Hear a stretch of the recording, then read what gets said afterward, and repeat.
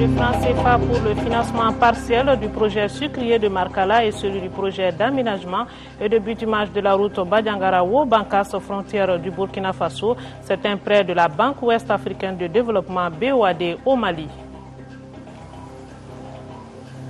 Le premier forum national de l'eau et de l'assainissement a ouvert ses portes ce matin au CICB. Experts de l'environnement et de l'eau échangent sur les priorités du Mali.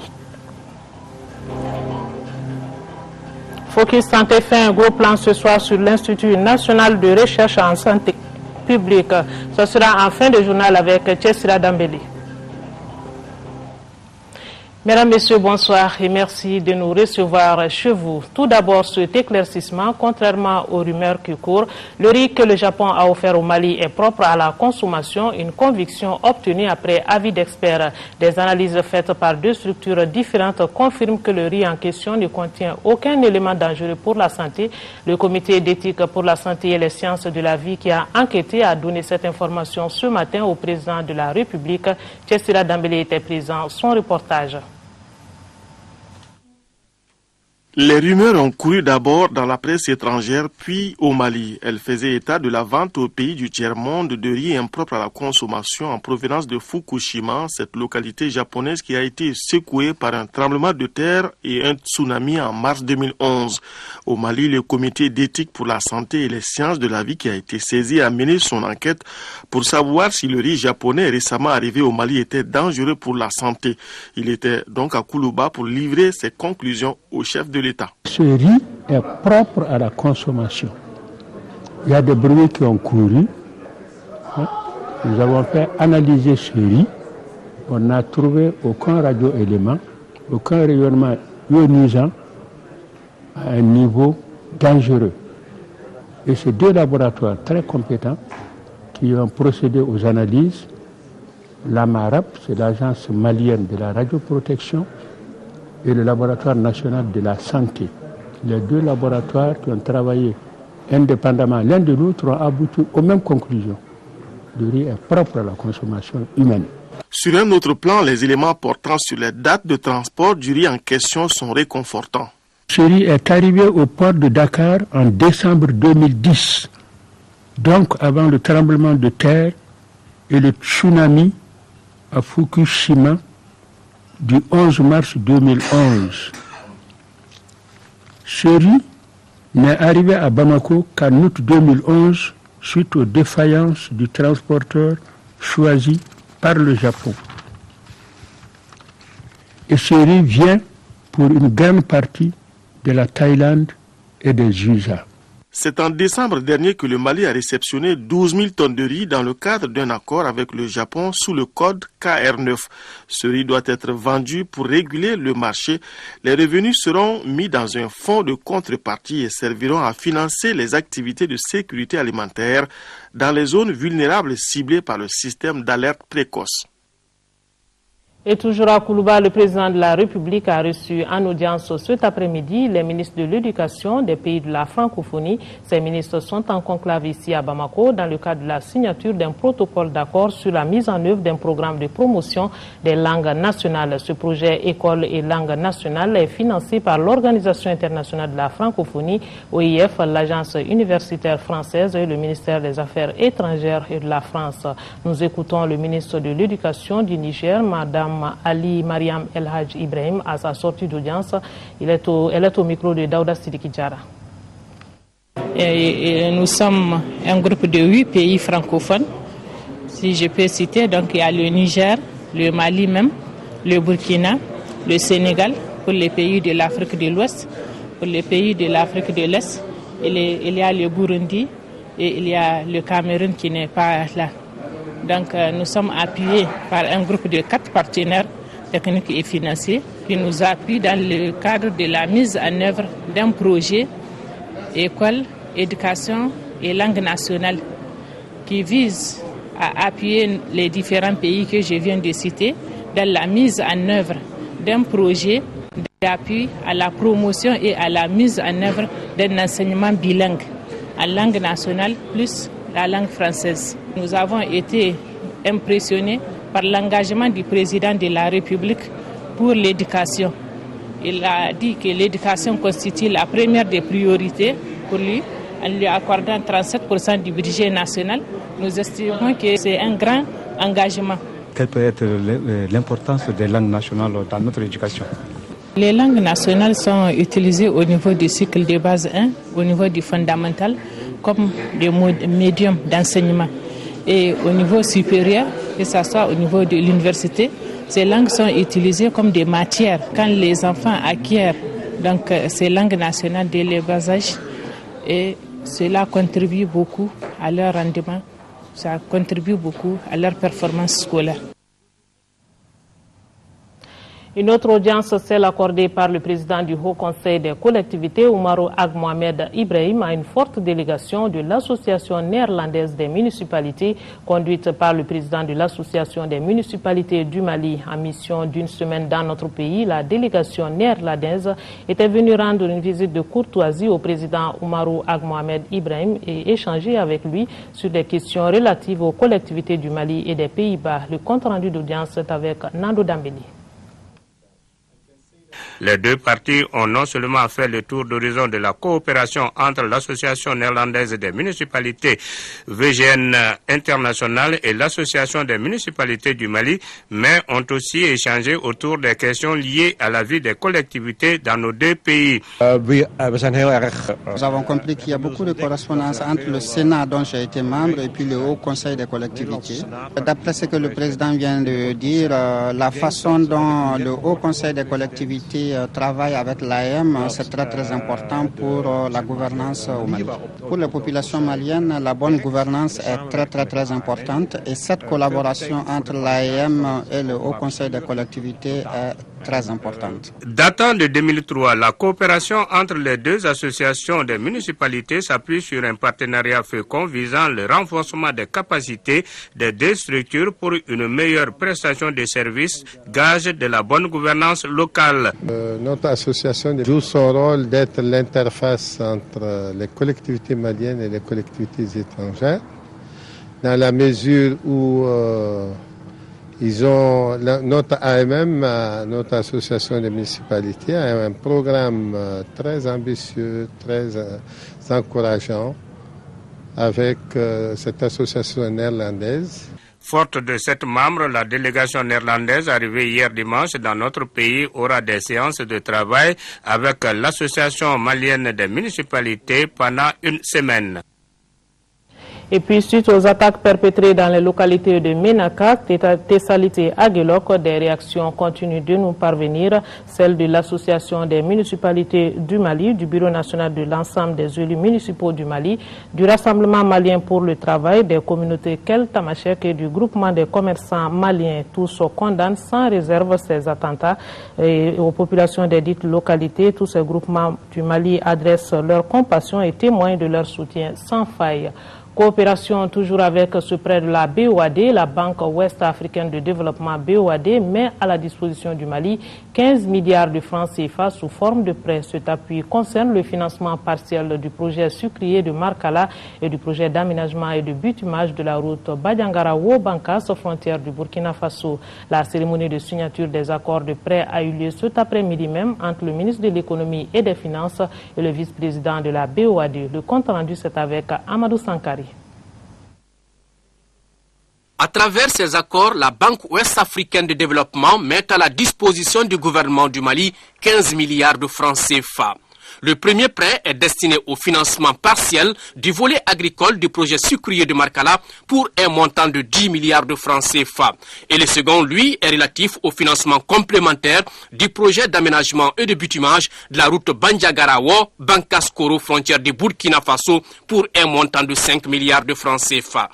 Le volet agricole du projet sucrier va consister en l'aménagement de 14 132 hectares de champs de canne à sucre et en la construction d'une sucrerie d'une capacité de production annuelle de 190 000 tonnes de sucre, avec à la clé une production d'électricité, mais aussi la création de 40 000 emplois, dont 8 000 emplois directs. Quant au projet d'aménagement de la route du Poisson, il vise à construire une route longue de 159 km. S'agissant du projet d'aménagement et de bitumage de la route Bandiangara-Wo, Bankaskoro, frontière du Burkina, je voudrais rappeler qu'il a aussi fait l'objet d'un premier financement d'un montant de 4,5 milliards. En mettant en place ce prêt complémentaire d'un montant de 5 milliards, la BOAD traduit sa volonté d'œuvrer pour l'atteinte de l'objectif global du projet, qui est de rendre praticable la route en toute saison. Le projet sucrier de Markala constitue un investissement stratégique pour le Mali. Il permettra d'enclencher une dynamique de développement de la zone Office du Niger sur des bases durables. Pour le ministre de l'Économie et des Finances, toutes les dispositions seront prises pour une utilisation correcte de ces ressources. Par ces deux opérations, la BOAD, votre institution, marque ainsi sa présence et son engagement aux côtés du gouvernement du Mali dans ses efforts de développement, particulièrement dans deux secteurs clés et à forte valeur ajoutée, à savoir les infrastructures routières et l'agro-industrie. Et je puis vous assurer que le gouvernement de la République du Mali prendra les dispositions nécessaires pour assurer une utilisation efficiente des ressources ainsi mises à notre disposition. Ces accords de prêt, selon le ministre, concourent à la mise en œuvre du cadre stratégique pour la croissance et la réduction de la pauvreté. Visite de terrain cet après-midi de 2 membres du gouvernement dans 4 tanneries de la ville de Bamako. Le ministre de l'Environnement et de l'Assainissement et son collègue de l'Énergie et de l'Eau se sont rendus à Sotiba et au quartier Sans Fil pour constater de visu les difficultés rencontrées par les propriétaires d'usines dans le traitement des eaux usées afin de prendre des mesures d'urgence pour la protection de l'environnement et la préservation de la santé des populations. Visite suivie par Nyanya Alou Traoré. Les populations riveraines des quartiers Sans Fil et de Sotiba souffrent le martyre en ce moment.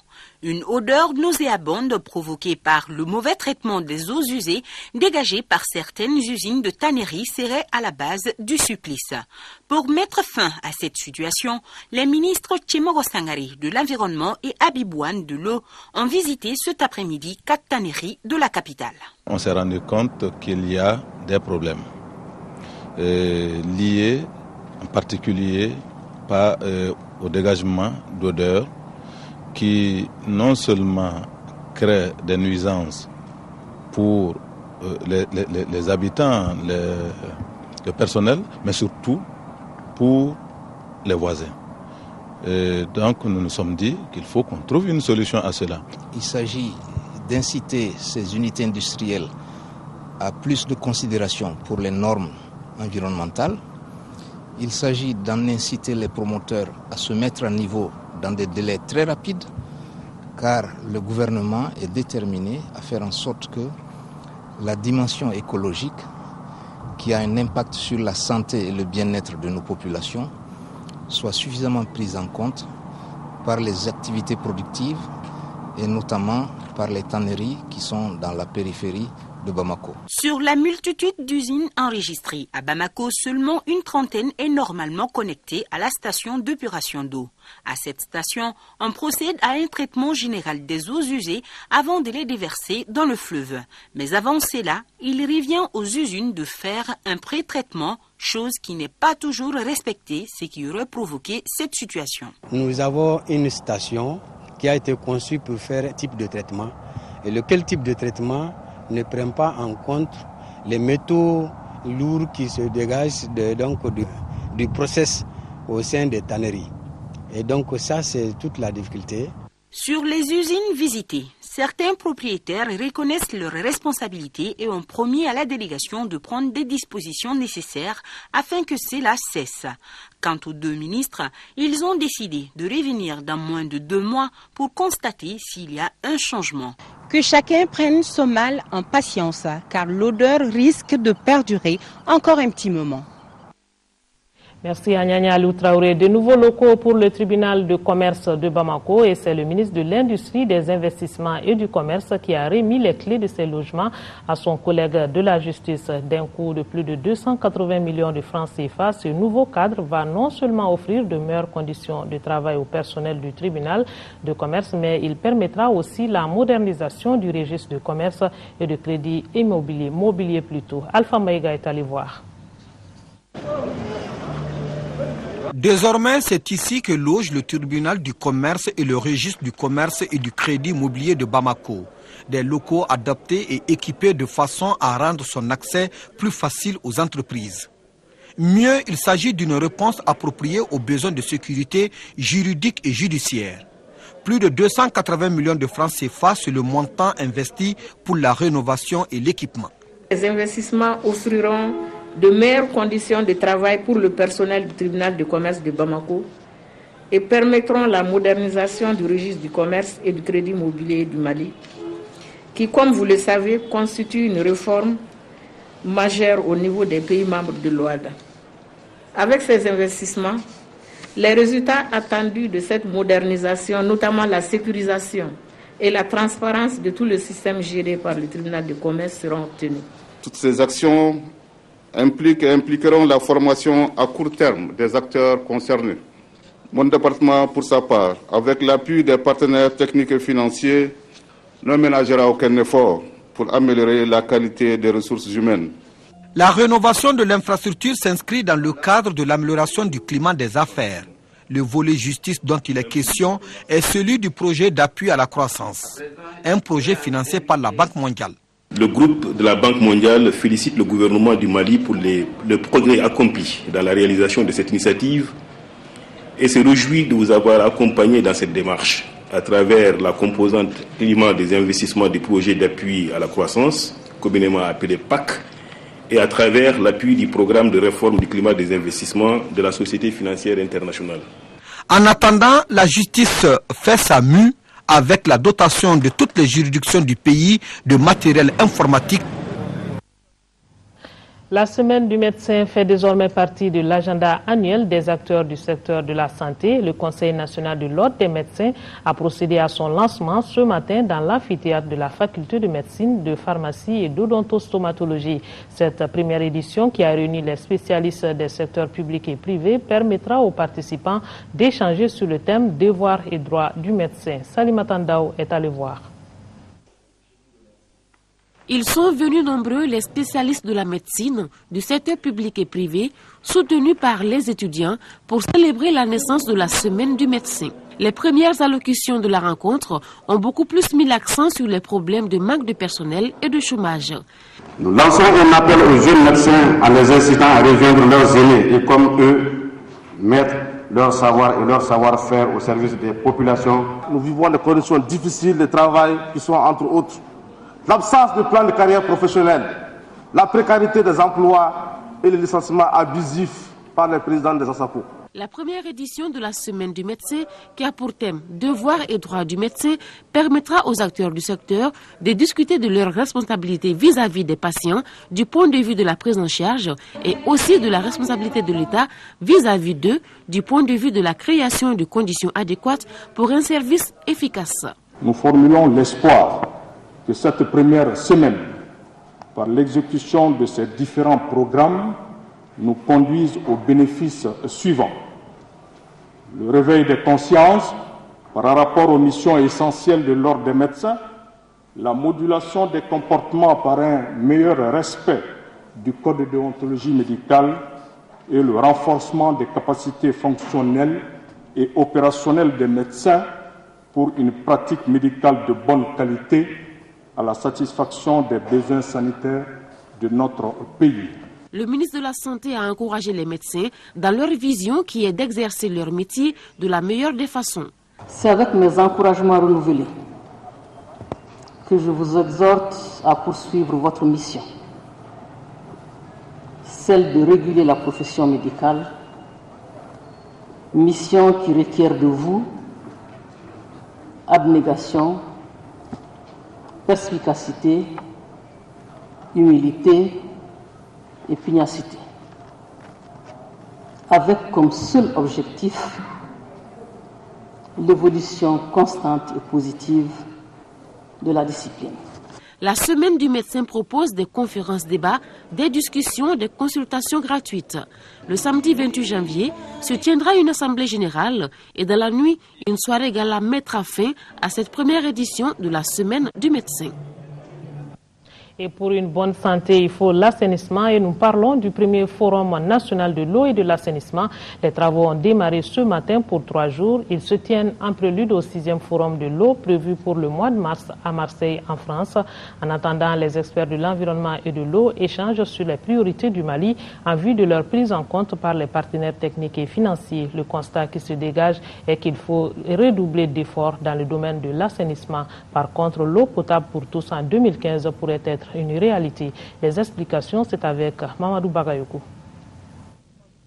Le Forum national de l'eau et de l'assainissement se tient en prélude au 6e Forum mondial de l'eau prévu en mars à Marseille. À cet effet, il s'agit d'identifier les préoccupations du Mali en vue de les soumettre au Forum de Marseille et en tirer le maximum de profit.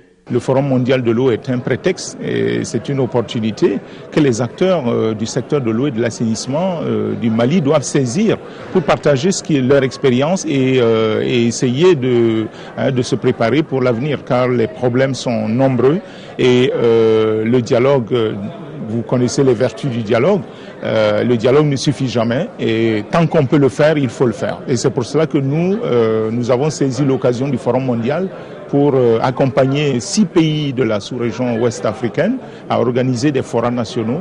Le forum de Bamako, à l'eau l'Afrique, à l'eau le monde, fait partie d'une série de rencontres du genre organisées en Côte d'Ivoire, au Burkina Faso, au Niger, pendant que le Togo et le Sénégal se préparent. Mikro Kraevich, le chef de file des partenaires techniques et financiers des secteurs eau et assainissement, estime que l'écart entre les programmations et les réalités du terrain s'élargit.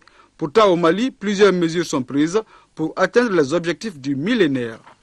Pour ce qui concerne l'eau potable, c'est peut-être parmi les 8 objectifs du millénaire pour le développement, peut-être le seul sur lequel, à l'horizon 2015, le Mali pourra dire « oui, j'ai atteint cet objectif ». Mais concernant l'assainissement, on en sera loin. Et ça se comprend. Parce que ce n'est que maintenant que les gens prennent la pleine mesure de l'importance de l'assainissement. Et d'ailleurs, c'est ce qui fait que ces dernières années, nos partenaires ont dit, faisons en sorte que chaque fois que nous allons développer un projet d'accès à l'eau, nous prenions en compte la dimension assainissement. Le ministre a d'insister que rien n'est possible sans la forte implication des populations et que les uns et les autres comprennent que le bien-être de tous en dépend. L'assainissement, une des tâches du laboratoire national des eaux. Pour cette année 2012, le laboratoire a un projet de budget de 709 millions de francs CFA contre 620 millions l'année passée. L'augmentation de 14% va favoriser le renforcement des capacités des agents de la structure et l'extension des analyses d'échantillons aux exploitations minières. À l'ouverture de la 6e session ordinaire du conseil d'administration du laboratoire national des eaux, le ministre de l'Énergie et de l'eau a mis l'accent sur la maîtrise des nouvelles technologies dans le volet formation. Abiouane a présidé les travaux et c'est ce que nous dit notre reporter Moïse Traoré. Le projet de budget 2012 du laboratoire national des eaux est de 709 millions. La 6e session ordinaire du conseil d'administration planche également sur le rapport d'activité 2011. Nous ne cesserons jamais d'évoquer l'importance du laboratoire national des eaux dans le dispositif institutionnel qui sous-tend la politique publique dans le secteur de l'eau au Mali, au regard notamment de sa noble mission de contrôle et de suivi de la qualité de nos ressources en eau, dans un environnement émaillé par des risques de plus en plus importants de pollution de toute nature.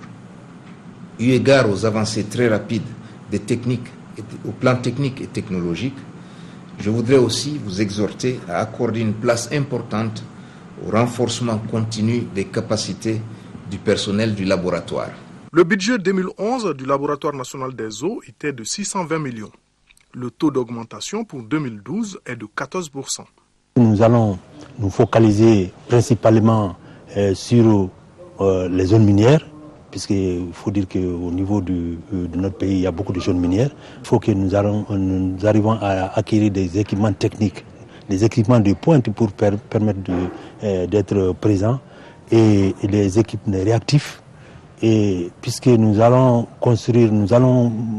rendre opérationnel le laboratoire à Caille, un nouveau laboratoire qui qui sera bientôt opérationnel à Caille. Donc il faut l'équiper.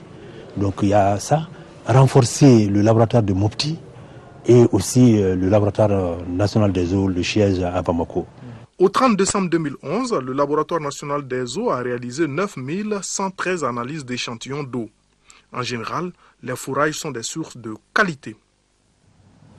Nous en parlions en début de journal. L'Organisation internationale de la francophonie, OIF, procédera demain mardi 24 janvier 2012 au lancement ici à Bamako d'une initiative appelée Élan Afrique, École et langue nationale en Afrique. Il s'agit d'une initiative qui vise à promouvoir l'utilisation des langues nationales dans 8 pays francophones d'Afrique. À la veille du lancement de la dite initiative, l'administrateur de l'OIF, Duhem Clément, nous en parle. Il est au micro de Nyaza Koulibaly. C'est un projet très important. Le Mali a été précurseur dans les années 80 pour faire en sorte que les langues nationales soient utilisées dans l'enseignement primaire avec le français. On s'est rendu compte depuis ce temps-là que plus on utilisait justement et on respectait les langues nationales, mieux les enfants réussissaient dans l'apprentissage d'une langue étrangère ou de la grande langue de communication internationale qu'est le français.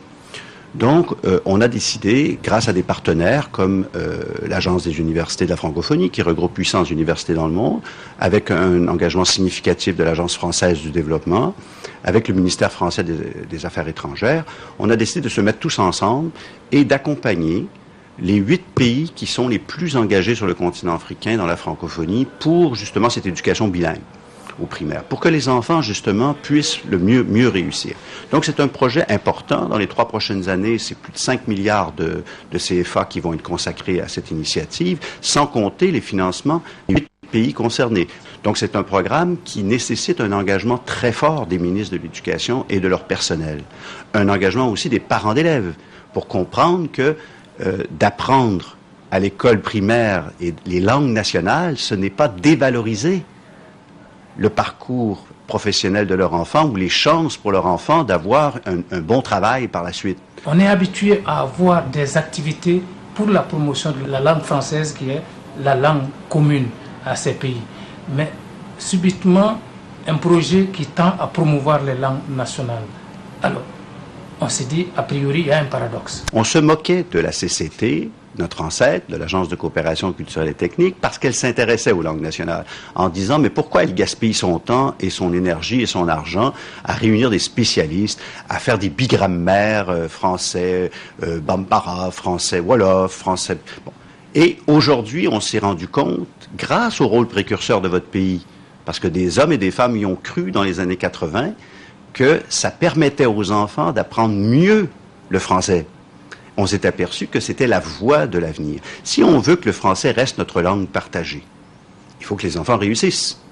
Si, justement, on s'est rendu compte que demain, il y aura peut-être 500-600 millions, dans 30 ans, 500-600 millions d'Africains qui vont parler le français. La francophonie se joue, l'avenir de la francophonie se joue sur ce continent. Les activités du projet intitulé Initiative sahélienne des terres sèches sont en cours de validation. Elles sont examinées par un groupe d'experts réunis ici à Bamako. Il s'agit pour ces participants venus du Mali et d'ailleurs d'apporter leur contribution au document et de trouver un accord sur les mécanismes de recherche de financement. Cela afin de relever les défis relatifs à la pauvreté dans les sites de la Grande Muraille Verte des pays du SILS. La rencontre en question va durer 3 jours. Le point, c'est avec Ramata Konati. De la première semaine africaine des terres arides, tenue il y a 7 mois au Sénégal, est née la volonté de mettre en place le projet Initiative sahélienne des terres sèches. 2 mois après l'approbation de la note conceptuelle du dit projet par le Conseil des ministres du SILS, le document est soumis à l'appréciation des parties prenantes. Il s'agit pour les participants venus du Mali et d'ailleurs de valider le document et de définir les actions prioritaires visant le bien-être des populations sahéliennes. Ils devront également s'accorder sur les mécanismes de formation et de recherche de financement pour la réussite de l'initiative sahélienne des terres sèches, un projet qui ambitionne de relever les défis, notamment ceux liés à la désertification et à la lutte contre la pauvreté. Sur le plan géographique, nous allons intervenir dans 10 pays. du Cap-Vert jusqu'au Tchad. Et sur le plan thématique, nous allons utiliser une approche multisectorielle, non seulement des aspects environnementaux, mais des aspects de santé, d'éducation, d'agriculture, de développement des affaires, des infrastructures. La rencontre de Bamako sur la vie de ce projet est un pas décisif pour le démarrage de ces activités. Les autorités maliennes y fondent beaucoup d'espoir. Au regard de vos expertises, je suis rassuré quant à l'aboutissement, au terme de vos 3 jours de travaux, à des résultats positifs qui contribueront à la consolidation du mieux-être des populations rurales. Le projet Initiative sahélienne des terres sèches est le fruit du partenariat entre le Centre OMD pour l'Afrique de l'Ouest et du Centre, l'Agence panafricaine de la Grande Muraille Verte et le Comité permanent inter-État de lutte contre la sécheresse au Sahel, SILS. Le ministre de la Santé, Diallo Madeleine Ba, a présidé ce matin la cérémonie d'ouverture d'une rencontre sur la science, la recherche et les nouvelles technologies pour le développement de la santé au Mali. Durant 5 jours, experts américains et maliens vont échanger sur certaines questions auxquelles fait face la santé, notamment la mortalité maternelle et infantile, le VIH-Sida, l'eau, l'assainissement, le traitement du paludisme et de la tuberculose. L'objectif de la rencontre est de rassembler les connaissances scientifiques afin de mettre la recherche, les technologies et l'innovation au service de la santé publique. Adama Tangara. Cette rencontre sur la science, la recherche et les nouvelles technologies pour le développement au Mali rentre dans le cadre de l'initiative de la santé mondiale du président des États-Unis d'Amérique. Des agences du gouvernement américain interviennent dans plusieurs domaines de la santé au Mali, y compris la mortalité maternelle et infantile, le VIH-Sida, l'eau, l'assainissement et le traitement du paludisme et la tuberculose. Son programme est concentré sur 36 des 60 districts sanitaires du pays et couvre plus de 70% de la population. Bon, Mali est le premier pays où on arrange une telle conférence et la raison est que le développement de Mali a été exemplaire, mais aussi il y a des projets de recherche scientifique avec le partenariat des États-Unis, du gouvernement des États-Unis, mais les deux voies ne sont pas toujours unies. Parce qu'il y a beaucoup de découvertes et de recherches, des faits scientifiques, des données qui ne sont pas appliquées à la mise en œuvre des projets de développement, même ceux qui sont avec le partenariat des États-Unis ici au Mali. La rencontre sur la science, la recherche et les nouvelles technologies pour le développement au Mali constituera donc une plateforme critique pour la discussion des avis et des conseils des chercheurs américains et maliens. Ils veulent conjuguer leurs efforts de recherche afin de répondre aux priorités du GHI, l'Initiative mondiale pour la santé. L'expérience des pays développés et des pays émergents montre qu'investir dans la recherche scientifique et l'innovation technologique, c'est assurer l'avenir au plan sanitaire, politique, économique, social et culturel. Le Mali se doit donc de maîtriser la science et la technologie comme outil de son développement. La rencontre, qui va s'étaler sur 5 jours, vise ainsi à créer un pont entre les communautés scientifiques du développement au niveau pays pour accélérer le progrès dans l'atteinte des objectifs prioritaires de l'Initiative mondiale pour la santé au Mali. Le ministre de l'administration territoriale et des collectivités locales, sur la base de la délibération de la Commission nationale d'observation de la Lune, a l'honneur de porter à la connaissance de la communauté musulmane que le croissant lunaire Rabi Ould Awal ou Mauloud Kalo a été aperçu à Djema et Bla ce lundi 23 janvier 2012. En conséquence, les dates des fêtes du Mauloud 2012 sont fixées ainsi qu'il suit. Naissance samedi 4 février 2012, baptême vendredi 10 février 2012. Activité des partis politiques maintenant, l'Union pour la République et la démocratie, URD, section de Koulikoro, a tenu hier sa 7e conférence régionale. C'était à Djoila où les responsables du parti ont parlé de la vie et des ambitions de leur formation politique. Ils ont également évoqué les forces et les faiblesses de l'URD dans le cercle de Djoila. Envoyé spécial Brima Kone, Mamadou Sidibé. À Fana, tout comme à Douala, l'hymne de l'IRD retentissait pour annoncer la 7e conférence régionale de Koulikoro. Une conférence qui consiste à requinquer les structures d'une part et d'autre part de parler de la vie et des ambitions du parti de la poignée de main. Douala, ça fait 23 communes. Donc sur les 23 communes, l'URD est fortement implanté dans 22. Bon, on a des petits problèmes dans la commune de Zankoulibaly, plus précisément Marca-Congo, alors où le parti était implanté mais avec la transhumance politique, on a perdu des militants et le bureau a été un peu démembré. Alors en dehors de cela, partout, les comités fonctionnent, les sous-sections fonctionnent et la section vraiment ça va.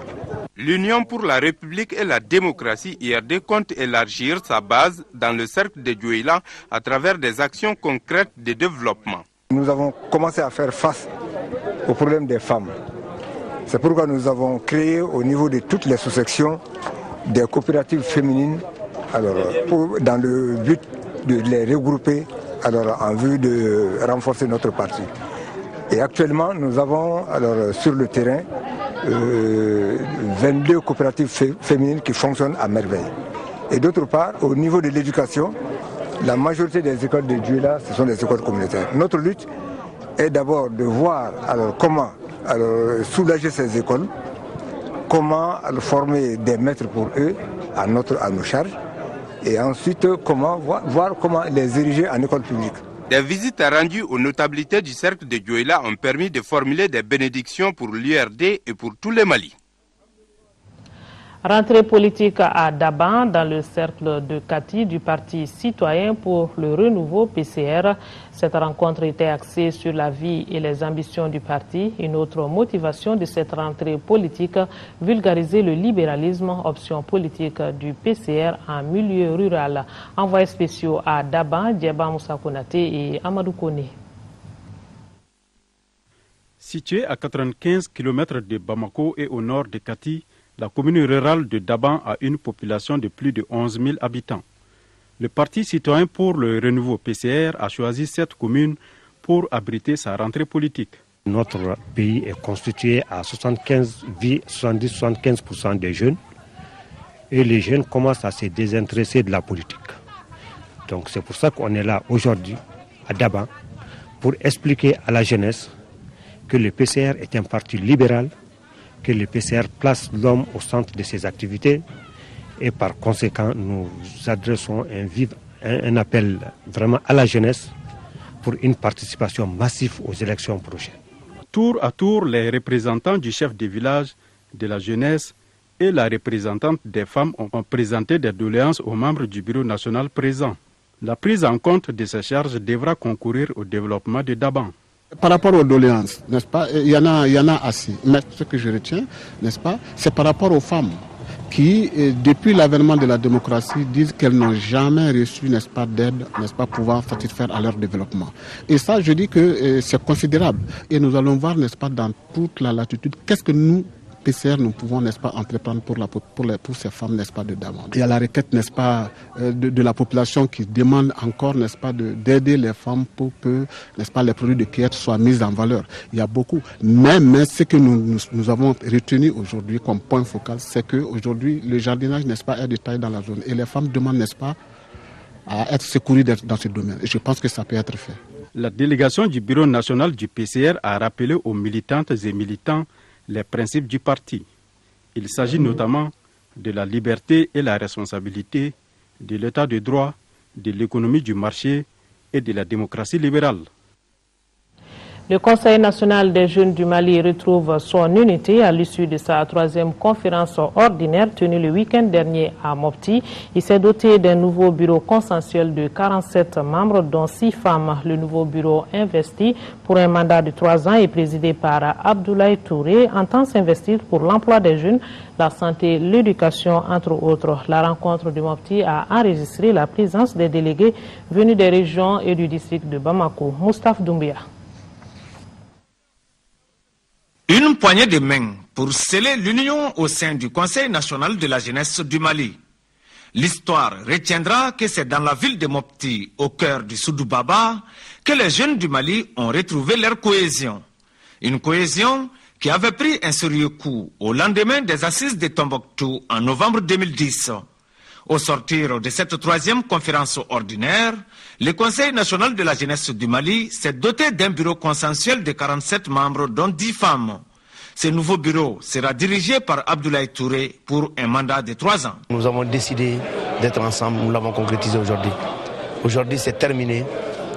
Il n'y a qu'un seul bureau consensuel et qui a commencé à travailler depuis la mise en place il y a quelques minutes. Et nous allons nous atteler à des formations, à des recherches d'emploi, à l'éducation surtout, c'est-à-dire faire des campagnes de sensibilisation avec nos camarades de l'école de l'AIM pour que l'école malienne puisse retrouver sa valeur d'antan. Cette union souhaitée par les chefs de l'État est le fruit d'énormes efforts déployés par les uns et les autres. Je me réjouis d'autant plus que les jeunes, depuis que nous sommes là, ont montré qu'ils sont matures, qu'ils sont responsables, parce que nous avons observé de loin, nous avons laissé faire, et petit à petit, la maison se construisait, et aujourd'hui, comme le slogan, votre slogan le dit, unis, donc la maison a été bâtie. Le directeur de cabinet du gouverneur et le maire de la commune urbaine de Mopti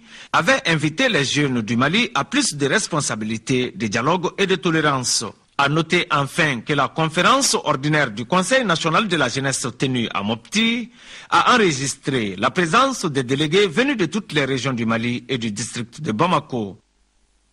Sport, football, CAN, Gabon, Guinée équatoriale. Avant d'en venir aux résultats des matchs joués tout à l'heure, nous allons prendre les nouvelles de nos joueurs. Au deuxième jour d'entraînement, les Aigles du Mali, l'accent a été mis sur le travail offensif en vue de la première sortie contre la Guinée-Conakry. Ce fut également l'annonce du forfait Mahaman Traoré qui ne jouera plus la CAN.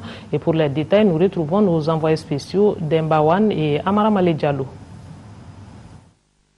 À 48 heures du coup d'envoi du premier match des Aigles contre le Syli national de Guinée, l'équipe nationale a effectué au stade de Bongoville un entraînement d'une grande intensité dans l'effort.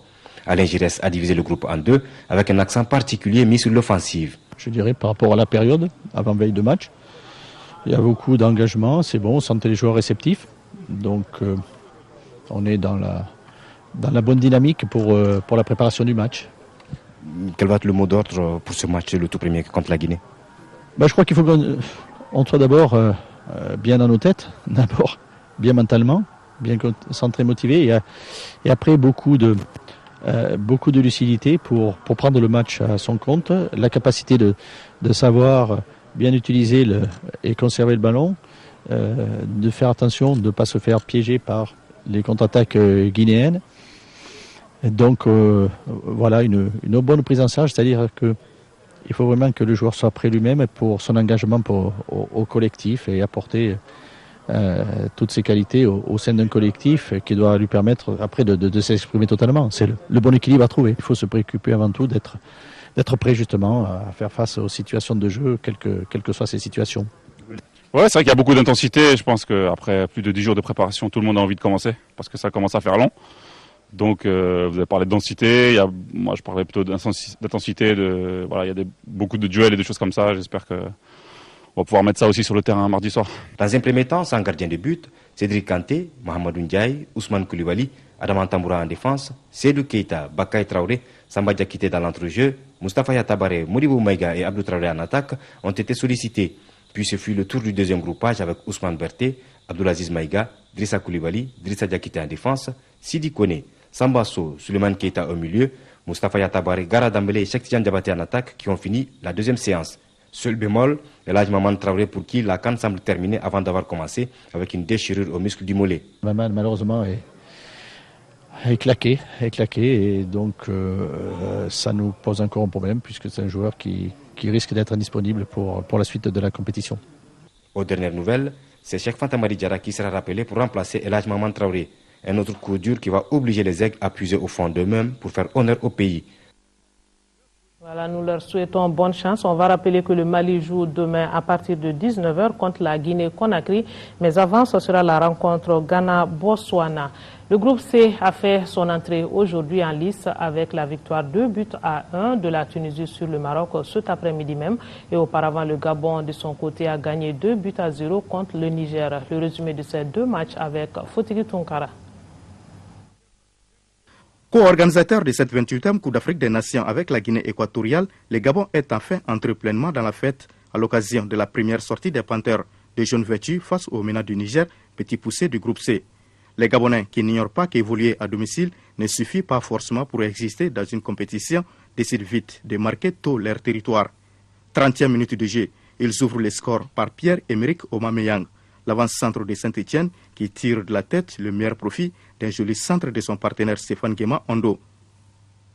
Le passeur décisif devient quelques minutes plus tard buteur avec les 2-0 du Gabon dans les ultimes minutes de la première période.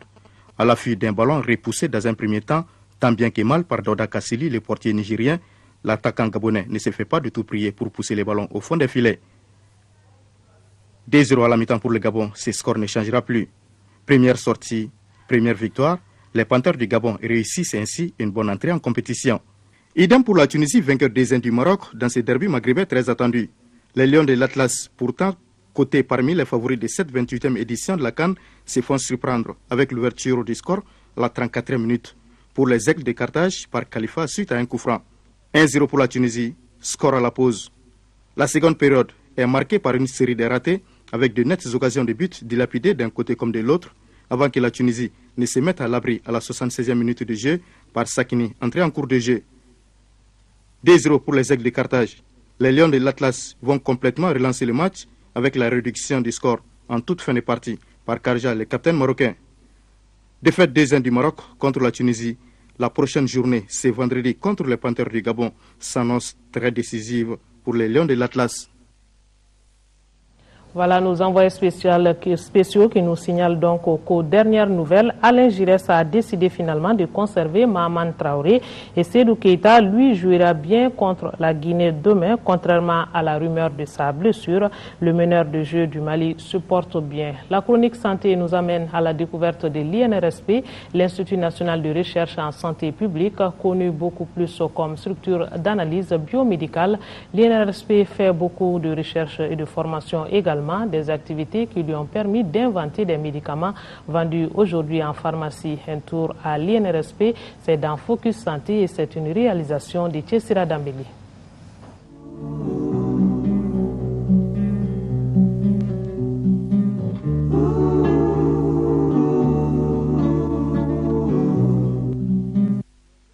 Demandez à des citoyens ce qu'ils savent de l'Institut national de recherche en santé publique. Ils vous diront qu'il s'agit d'un centre d'analyse. Ils n'ont pas totalement tort puisque la plupart d'entre eux ont découvert ce centre avec une fiche d'analyse en main. Mais l'INRSP, ce n'est pas que cela. Il est en réalité un établissement public à caractère administratif greffé en 1981 à l'Institut de biologie humaine dont l'activité principale était les analyses biomédicales pour les patients. Aujourd'hui encore, ce qui saute le plus à l'œil ici, ce sont les techniciens de laboratoire occupés à manipuler des prélèvements, éléments de recherche d'évidence scientifique. L'Institut de recherche en santé publique a été créé pour faire de la recherche médicale et pharmaceutique en santé publique, pour faire de la recherche sur les plantes et la pharmacopée traditionnelle, intervenir dans la formation dans notre domaine de compétences qui est la biologie clinique. Nous devons assurer que les analyses qui sont faites sur le territoire malien, dans les hôpitaux, dans les districts sanitaires et même chez les privés, sont faites dans de bonnes conditions et qu'il y ait la qualité. L'INRSP compte 5 départements techniques s'occupant de la formation, de la médecine traditionnelle, de la santé communautaire, du diagnostic et de la recherche biomédicale, ainsi que de l'administration. Avec un budget de plus de 2 milliards de francs CFA, les analyses ne constituent qu'environ 12% de ce montant. Techniciens de laboratoire, médecins, économistes et autres chercheurs constituent l'ossature d'une équipe capable de donner un avis d'expert sur toute question relative à la santé publique, comme par exemple la surveillance épidémiologique. Notre département de biologie clinique a une équipe organisée avec la Direction nationale de la santé, l'Organisation mondiale de la santé, dans le domaine de la surveillance épidémiologique en général. Et cette équipe est capable d'intervenir à tout moment pour faire des prélèvements et identifier de façon précise un éventuel agent pathogène qui serait responsable d'une épidémie inconnue. Financé à plus de 60% par l'État malien, l'Institut national de recherche en santé publique a obtenu en 30 années d'existence des résultats dont certains ont une incidence directe sur la vie des citoyens. La recherche a pu mettre au point au moins 7 médicaments traditionnels qui sont aujourd'hui vendus en pharmacie et qui font partie de la liste des médicaments essentiels. Nous avons encore des plans qui ont été évalués et dont les médicaments sont pratiquement prêts pour obtenir ce qu'on appelle l'autorisation de mise sur le marché. L'INRSP a été l'un des premiers instituts de l'Afrique à expérimenter la prise en charge correcte de la schistosomiase, la bilharziose, par le praziquantel. Et aujourd'hui, l'Institut a mis au point des méthodes de prise en charge et de suivi de la schistosomiase dans des zones infestées, comme l'Office du Niger, comme à Sélingué. Et plusieurs pays sont en train de prendre cet exemple pour la lutte contre la schistosomiase. Tout le monde parle des CESCOM aujourd'hui. Je crois même au Mali, aujourd'hui, il y en a plus de 1000. Et certains pays sont en train de prendre cet exemple. Là, je peux vous dire que le premier CESCOM a été découvert à l'INRSP, à Saba, au Bankone. L'expérimentation sur les ASACO, les associations de santé communautaire, la mise en place des CESCOM, c'est à l'INRSP que la recherche a commencé avec notre équipe d'économie de la santé. Recherche, formation, diagnostic biomédical, l'INRSP dispose de centres de formation et de recherche décentralisés à Sélingué, Kolokani et Badjangara. En 2011, il comptait une dizaine de projets de recherche en quête de financement ou en cours d'exécution. Nous avons un projet de recherche depuis quelques années qui est en train de se terminer sur médecine et environnement au niveau des zones minières comme Sadjoula, où nous suivons l'état de santé des populations qui peut être affecté par l'exploitation de tel ou tel minerai. Nous avons beaucoup de résultats en nutrition qui donnent des recettes pour améliorer l'état de santé de nos populations. On continue la recherche sur les systèmes de santé. Quels sont les facteurs qui font que les CESCOM qui ont été si multipliés dans notre pays ne sont pas souvent utilisés ou ne fonctionnent pas à 100%? Nous nous posons des questions et nous faisons des protocoles de recherche pour pouvoir savoir quels sont les facteurs qui affectent l'utilisation de ces services. Les défis ne manquent pas ici. Ils ont trait aux besoins en formation continue du personnel, en construction de locaux mieux adaptés et en efficacité en relation avec les procédures de passation des marchés publics. La structure ne recouvre que 50 à 53% de ses investissements dans les analyses biomédicales et en 2011, les prévisions en termes d'analyse ont été exécutées à 126%, ce qui crée souvent des ruptures de stock de réactifs.